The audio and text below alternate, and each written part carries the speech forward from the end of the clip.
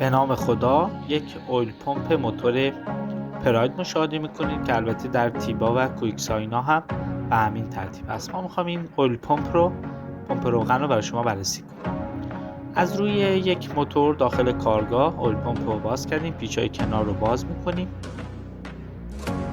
من پیچ‌ها رو یه مقدار شل کردم که سریع‌تر باز شه. این قسمت صافی اویل پمپ هست که داخل کارتر قرار میگیره و داخل روغن قورته بر هست. پیچ‌ها رو باز میکنیم. این قسمت صافی اویل پمپ هست، ممکنه جرم بگیره، بعد از باز و بست تمیزش کنیم. این پیچ‌های اینجا رو باز میکنیم، پیچ 4 سویی هست، این مقدار باید مراقب باشیم اگر به راحتی باز نشد همزمان با ضربه چکش و چرخاندن به وسیله 4 سو میشه به راحتی این پیچ‌ها رو باز کرد. حالت مخروطی هم داره. پیچ‌ها رو براتون باز کردیم. ببینید به این شکل. مواظب باشید که آسیب نبینه. این قسمت حالت درپوش یا پوسته اویل پمپ هست که مشاهده میکنید. اویل پمپ ما از نوع روتوری هست. ببینید دو تا چرخدنده، یکی چرخدنده داخلی یعنی دنده‌هاش به داخل، یکی چرخدنده خارجی. این فضایی که بین این دو تا چرخدنده قرار میگیره پر از روغن میشه و باعث پمپاژ روغن میشه. این روتور داخلی چرخدنده داخلی ببینید به وسیله اون زائده‌ای که روش دنزر گرفتن روی میلنگ سوار میشه، به این شکل روی میلنگ نصب میشه و دورش رو چرخشش رو مستقیما از میلنگ کسب میکنه.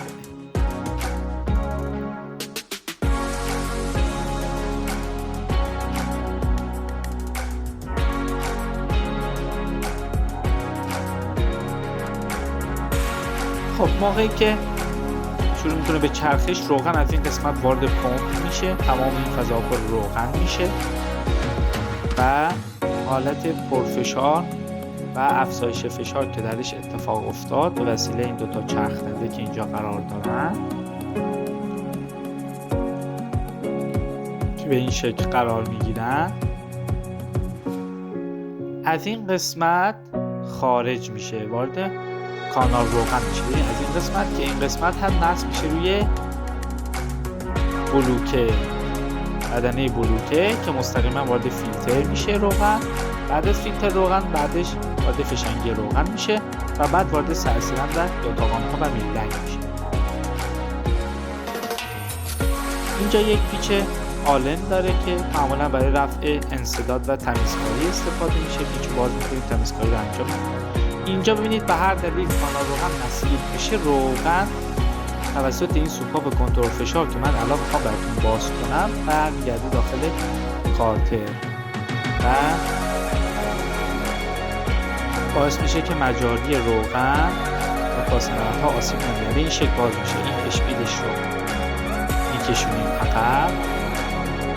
یک فنری داخلش داره. ببینید این فنر که پشت یک پیستون یا یک سوپاپ قرار میگیره. اینجا داخلش یک مشخصه. به وسیله فشار روغن، مثلا کانال روغن شما مسدوده، این فشار روغن داخل پمپ زیاد میشه و این پیستون رو میده عقب، میکشونه عقب و این پیستون میکشه عقب و مسیرش باز میشه. روغن دیگه به داخل موتور نمیره، برمیگرده داخل کارتر. ببینید اینجا باز شد، باز و بسته. حالا به وسیله نیروی فنر بسته میشه. از این قسمت همون سوپاپ کنترل فشار اویل پمپه که از آسیب به اویل پمپ و کانال های روغن جلوگیری میکنه در صورت افزایش فشار و انسداد کانال ها. برای جا زدنش هم فنرش از این قسمت جا میزنیم، در پوشش رو میذاریم، با یه پیچگوشتی فشار میدیم به داخل و اون اشپیل و خارش رو نصب میکنیم.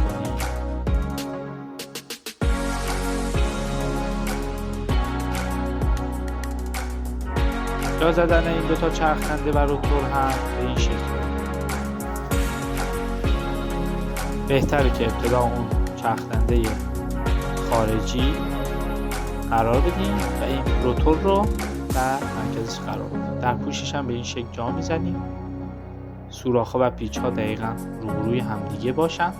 این قسمت یک سوراخ داره پشت کاسه نمد که در صورت افزایش فشار روغن به کاسه نمد فشار وارد نشه و روغن برگرده داخل کارتر. ببینید مستقیما روغن برمیگردونه داخل کارتر.